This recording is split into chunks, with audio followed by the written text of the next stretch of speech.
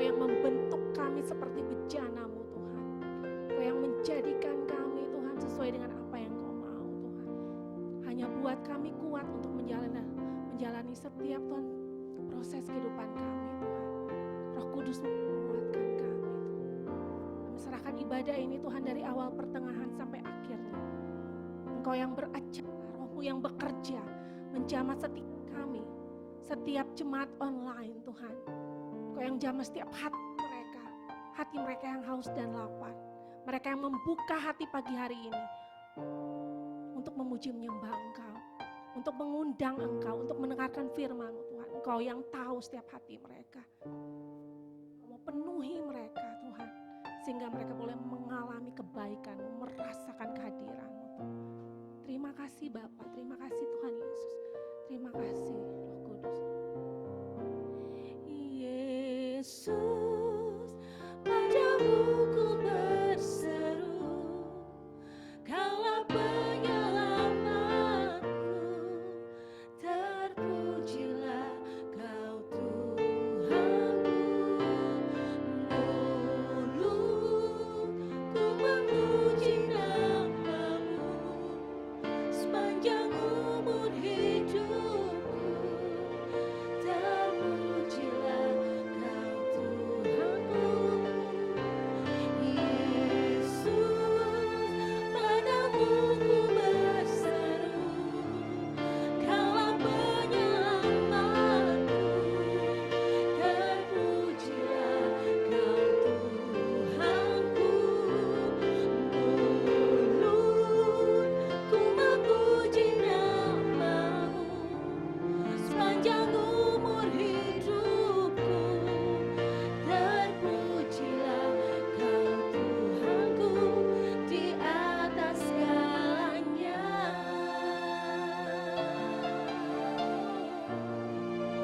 Di atas segalanya. Terima kasih Yesus. Di atas segalanya.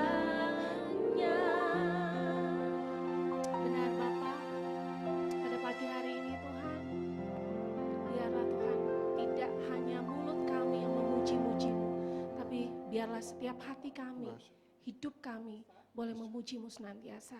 Dan kalau sebentar Tuhan kami akan mendengarkan firman Allah, Engkau persiapkan hati kami untuk siap ditabur oleh firman Allah yang hidup. Hamba-Mu yang menyampaikan hikmat marifat, Kau curahkan bagi hamba-Mu. Roh-Mu bekerja secara luar biasa pada pagi hari ini. Terima kasih. Hanya di dalam nama Tuhan Yesus kami mengucap syukur. Amin. Puji Tuhan, hari ini kita bersyukur kepada Tuhan oleh karena anugerah dan kemurahan-Nya kita boleh tetap bersukacita, dan hari ini kita dipercayakan oleh Tuhan untuk merayakan hari Pentakosta atau hari pencurahan Roh Kudus. Dan saya percaya bahwa setiap kita ingin memiliki kedamaian dan ingin memiliki sukacita, dan kita akan mau membagikan itu di dalam kehidupan kita setiap hari. Saudara yang terkasih, di dalam penulisan Lukas tentang pencurahan Roh Kudus, khususnya di Kisah Para Rasul, yaitu salah satu penekanan utama tentang kehidupan pelayanan Yesus dan kerajaan Allah. Lukas senantiasa mengingatkan kita bahwa ada satu kerajaan yang tidak tergantikan, yaitu kerajaan Allah, dan ada satu penghiburan yang sejati, yaitu penghiburan yang berasal daripada Roh Kudus sendiri. Mari kita akan melihat pembacaan Alkitab kita yang terambil di dalam Kisah Para Rasul, Kisah Para Rasul 1 ayat yang pertama sampai dengan yang kedua. Hai Theophilus, dalam bukuku Yang pertama, aku menulis tentang segala sesuatu yang dikerjakan dan dikerjakan Yesus sampai pada hari ia terangkat. Sebelum ia telah memberi perintahnya oleh Roh Kudus kepada para rasul dipilihnya. Saudara yang terkasih, di ayat yang kedua, sampai pada hari ia terangkat, sebelum itu ia telah memberi perintahnya oleh Roh Kudus kepada rasul-rasul yang dipilihnya. Saudara, tema khotbah saya pada pagi hari ini yaitu melalui Roh Kudus kita diberi kuasa untuk bersaksi. Sekali lagi, melalui Roh Kudus kita diberi kuasa untuk bersaksi. Yang pertama, kita dipanggil untuk mewujudkan pelayanan Yesus. Kalau saudara dan saya mengakui bahwa saudara dan saya adalah anak-anak Allah, berarti saudara dan saya diperintahkan untuk mewujudkan pelayanan Yesus. Sebagai manusia kita tidak dapat mampu sendiri untuk mewujudkan pelayanan Yesus tersebut. Kita dimampukan oleh karena kuasa Roh Kudus. Oleh karena itu betapa pentingnya kuasa Roh Kudus di dalam kehidupan kita. Yesus mengalihkan pelayanan itu kepada kita agar kita meneruskan itu kepada umat-umat yang belum percaya. Bagaimana kita bisa dapat meyakinkan orang-orang yang tidak percaya? Kita tahu bahwa batas kemampuan kita meyakinkan orang hanya sebatas kuping. Tetapi kuasa Roh Kudus dapat mampu menerjemahkan setiap kata-kata kita yang mungkin kita berpikir bahwa itu sangat sederhana. Tetapi Roh Kudus sanggup menerjemahkan itu bagi setiap hati-hati mereka. Baik itu mereka di dalam keadaan yang pada saat sepertinya mereka menolak, ataupun mungkin mereka merasa bahwa tidak ada lagi pertolongan. Mungkin mereka di rumah sakit, ataupun mungkin mereka di penjara, ataupun mereka mengalami satu trauma yang luar biasa. Kita percaya Roh Kudus akan memampukan kita untuk menceritakan tentang kabar baik itu kepada mereka. Jangan kadang-kadang kita mengukur diri kita, lalu kita menganggap bahwa kita tidak mampu. Tetapi Roh Kudus itulah yang akan memampukan kita untuk menyampaikan, untuk bersaksi tentang kerajaan Allah dan kebenarannya.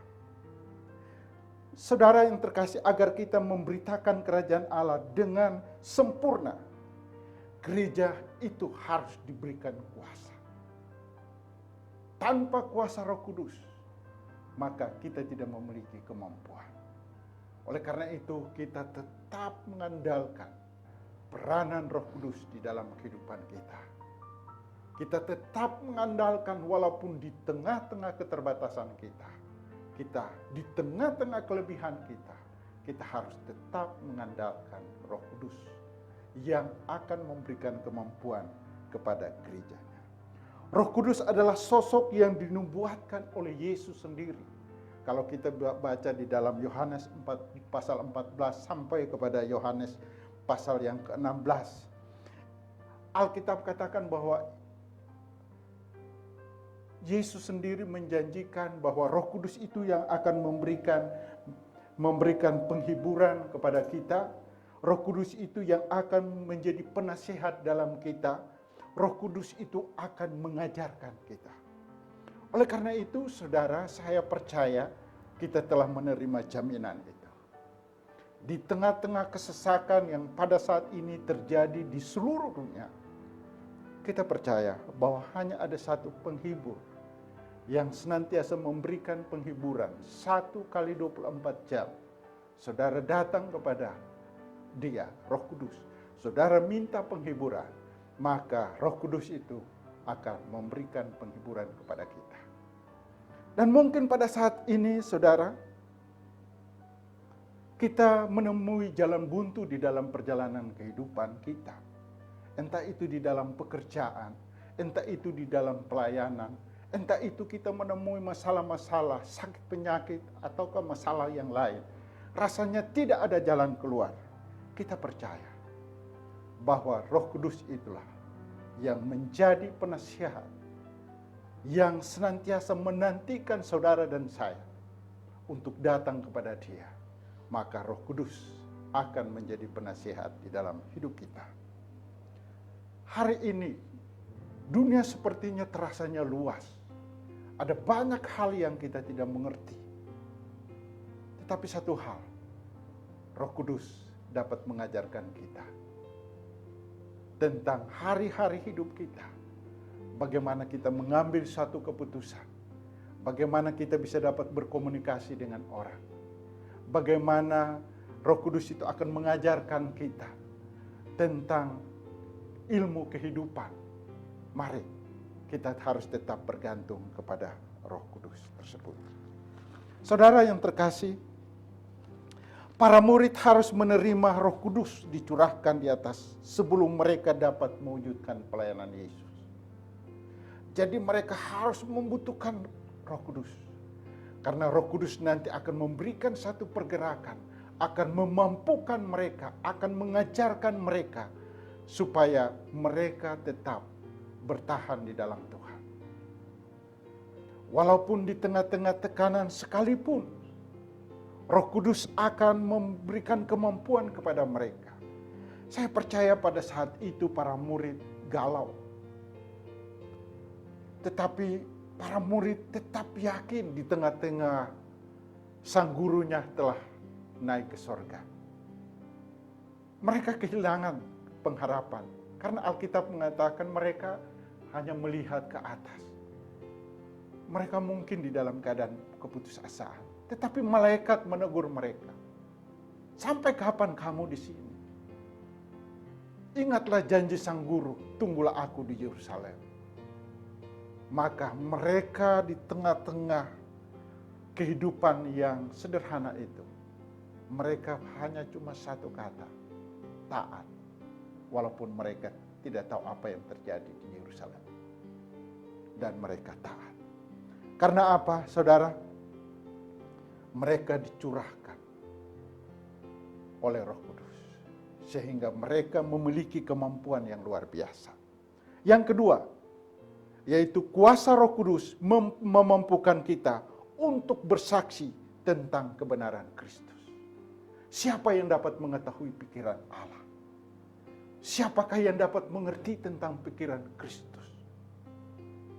Tetapi Alkitab mencatat bahwa Roh Kudus dapat memampukan saudara dan saya untuk mengerti pikiran dan isi hati Yesus Kristus. Hari ini isi hati Tuhan terhadap dunia hanya satu, tentang keselamatan. Maukah saudara dan saya ambil bagian di dalam kesaksian tentang keselamatan tersebut? Dunia membutuhkan saudara dan saya untuk menyampaikan pikiran-pikiran Kristus, yaitu tentang keselamatan. Dunia membutuhkan saudara dan saya untuk mendapatkan satu ilmu pengetahuan, bahkan tentang masalah corona ini. Hari ini belum ada penemuan tentang virus. Tetapi kita percaya bahwa apabila kita mengandalkan kuasa Tuhan, tidak ada kata yang mustahil.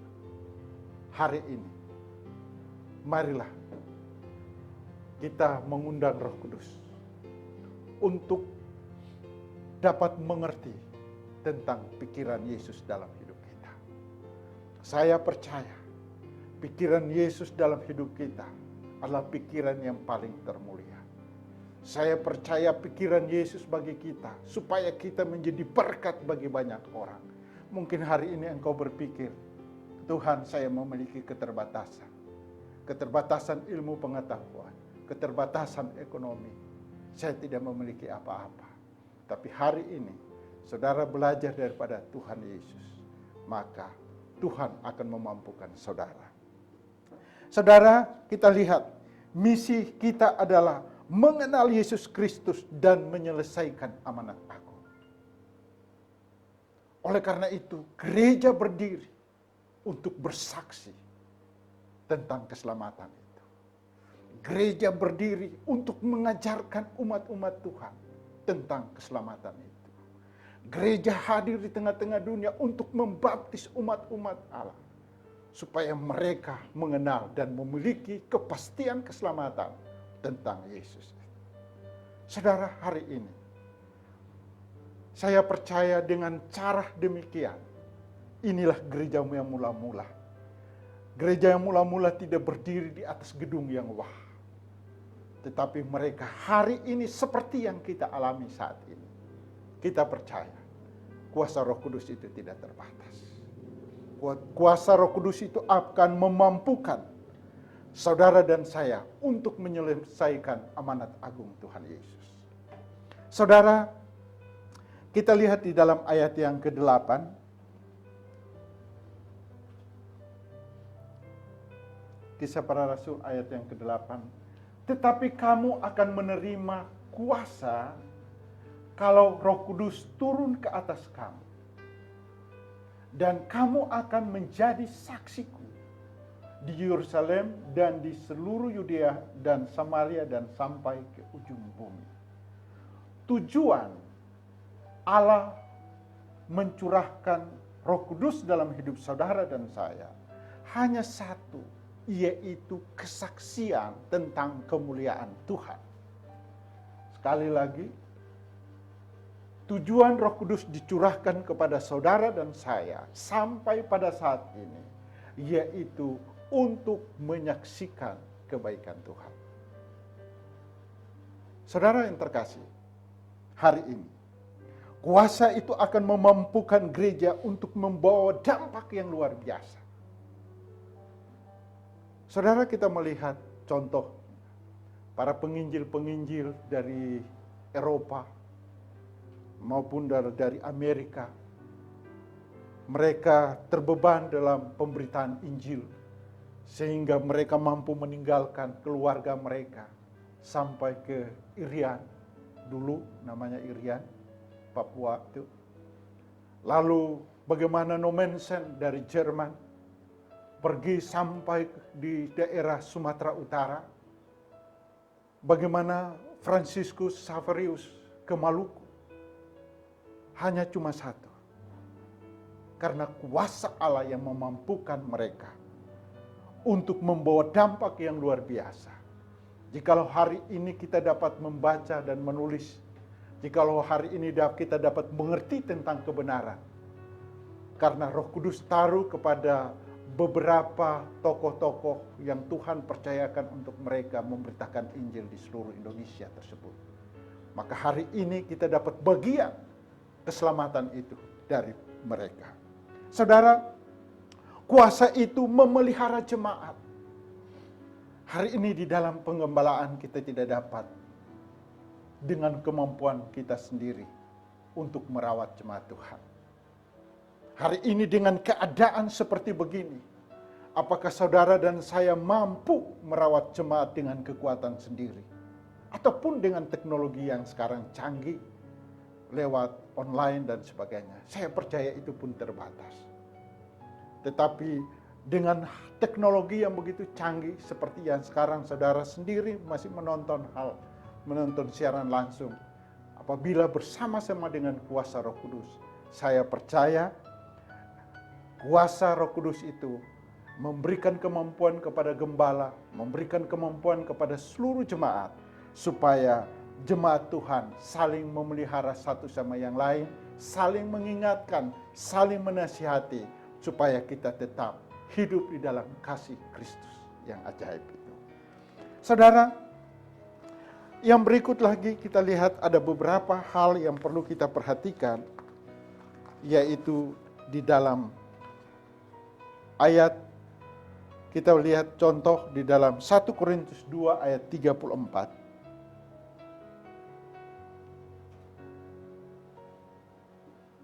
Bagaimana Roh Kudus memberikan kemampuan. Kita lihat 1 Korintus 2 ayat 3. Aku juga telah datang kepadamu dalam kelemahan. Ini Paulus. Aku juga telah datang kepadamu dalam kelemahan dan dengan sangat takut dan gentar. Ayat yang keempat. Baik perkataanku maupun pemberitaanku tidak kusampaikan dengan kata-kata hikmat yang meyakinkan, tetapi dengan keyakinan akan kekuatan roh. Mari kita belajar daripada Paulus. Karena Paulus tahu bahwa hanya roh Allah yang dapat memampukan dia dan memberikan keberanian dia kepada jemaat di Korintus tersebut. Hari ini kita mau belajar. Makanya Alkitab katakan terkutuklah orang yang mengandalkan kekuatan. Yang bergantung kepada orang lain. Yang mengandalkan diri sendiri. Tapi hari ini kita mau belajar daripada Paulus. Dia katakan baik perkataanku maupun pemberitaanku tidak kusampaikan dengan kata-kata hikmat yang meyakinkan. Tetapi dengan keyakinan akan kekuatan roh. Hari ini berapa banyak kita berjalan dalam pengalaman-pengalaman. Hanya pengalaman-pengalaman masa lalu. Tetapi hari ini kita mau diajar pengalaman Rasul Paulus. Biarlah kita mau belajar daripada pengalaman Rasul Paulus tersebut. Kuasa itulah yang mendorong orang-orang pemalu menjadi orang-orang yang luar biasa. Contoh Billy Graham. Kalau saudara baca biografi Billy Graham itu pada masa remaja dia adalah seorang pemalu. Tetapi hari ini dia dipakai oleh Tuhan dan semua tulisan-tulisannya lewat buku itu menjadi berkat bagi banyak orang. Tuhan dapat memilih orang yang biasa-biasa saja menjadi luar biasa di tangan Tuhan. Tuhan memilih orang yang pandai dengan kerendahan hati seperti Paulus menjadi berkat bagi banyak orang. Saudara, Allah dapat menggunakan orang yang lemah dan membuat mereka kuat. Katakanlah seperti Simpson. Simpson menjadi kuat bukan karena dia, karena kuasa Tuhan. Saudara yang terkasih, kita baca satu tulisan Paulus lagi di dalam Efesus 3 ayat 16. Di dalam Efesus 3 ayat 16, demikian firman Tuhan. Aku berdoa supaya ia menaruh kekayaan kemuliaannya, menguatkan dan meneguhkan kamu oleh rohnya di dalam batinmu. Aku berdoa supaya ia menurut kekayaan kemuliaannya, menguatkan dan meneguhkan kamu oleh rohnya di dalam batin kamu. Jadi saudara, kita lihat bahwa kekuatan hanya datang daripada Tuhan. Hari ini mungkin engkau merasa tidak ada lagi pertolongan. Hari ini engkau yang ada di rumah sakit merasa tidak ada lagi jalan keluar. Percayalah, Tuhan akan memberikan kekuatan. Tuhan akan memberikan kemampuan di dalam batin.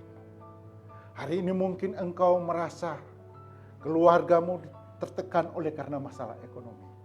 Andalkanlah Roh Kudus. Hari ini Roh Kudus telah tercurah bagi saudara dan saya.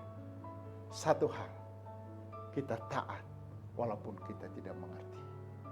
Karena rancangan Tuhan bagi saudara dan saya bukan rancangan kecelakaan, tetapi rancangan yang mendatangkan damai sejahtera. Saudara, kita lihat saja. Hari ini kita diperhadapkan dengan teknologi yang canggih. Yaitu kita lihat internet, kita lihat kita bisa memakai iPad dan segala macam. Tetapi hari ini juga ada berapa banyak orang yang belum mengenal Tuhan. Sekalipun mereka memiliki fasilitas-fasilitas seperti ini. Mari saya ajak Bapak Ibu Saudara-saudara yang terkasih, berikanlah perpuluhan lewat pulsamu itu, sampaikan kabar keselamatan bagi setiap rekan-rekan.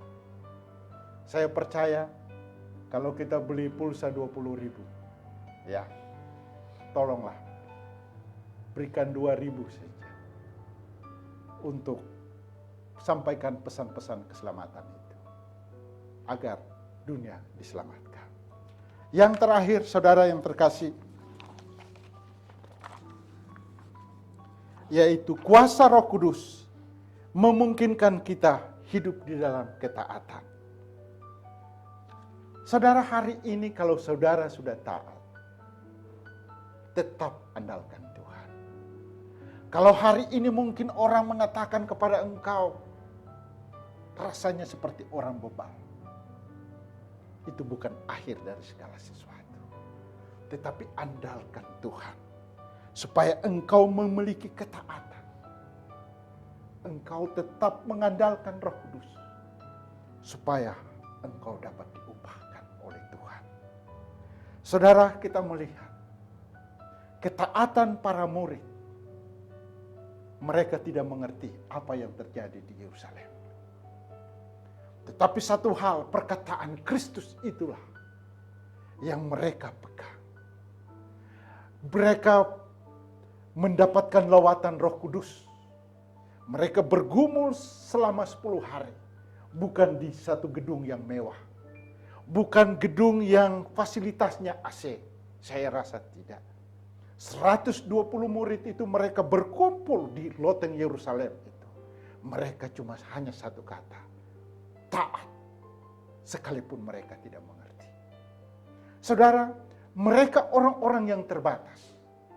Kalau saudara baca selanjutnya, nanti kita akan bahas minggu depan. Bagaimana pada saat pencurahan Roh Kudus itu di hadapan mereka. Pada saat hari Pentakosta terjadi, orang-orang Israel yang ada di luar-luar daerah, mereka berkumpul di Yerusalem. Mereka yang sudah lama di berbagai negara. Dan pada saat itu, 120 murid itu mengalami lawatan Allah. Dan mereka mengerti dengan berbagai macam bahasa. Saudara coba membayangkan. Mereka terbatas di dalam pengetahuan.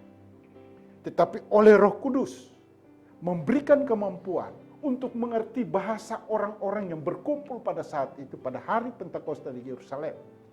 Dan perkataan-perkataan itu ada yang menegur, ada yang membangun, ada yang menyatakan kesalahan, ada yang memberikan pengharapan. Dan itu fungsi Roh Kudus. Ya, saudara. Ini yang harus kita cerna. Gereja Tuhan bukan hanya sekedar saya tidak anti bahasa roh.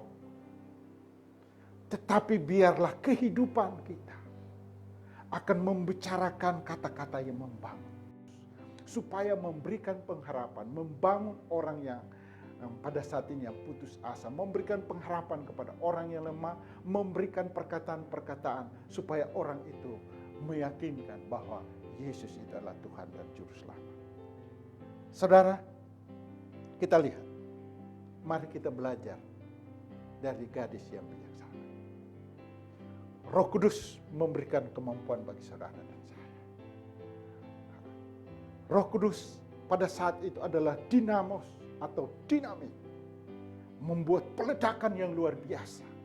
Sehingga orang-orang yang terbatas itu, mereka memiliki kemampuan supranatural yang daripada Allah sendiri untuk menyatakan kuasa Allah. Saudara, katakanlah kita punya mobil atau motor sport, mobil sport, merek yang paling terkenal. Kalau kita cuma hanya taruhnya di bagasi terus, di garasi terus, kita tidak pernah mau mencoba itu. Jadilah seperti mobil-mobil yang lain. Sama saja. Tetapi mobil sport itu, kalau kita gunakan di jalan dan kita menguji kemampuan, maka saya percaya itu akan membuat kemampuan yang luar biasa, kekuatan mobil sport tersebut. Demikian juga kuasa Roh Kudus. Hari ini jangan kita membiarkan Roh Kudus itu hanya sebagai tamu saja di dalam hidup kita. Tetapi kita mau menggerakkan kuasa Roh Kudus itu dengan satu, memberitakan amanat agung Tuhan Yesus di seluruh dunia. Hari ini sampai selama-lamanya. Tuhan Yesus memberkati.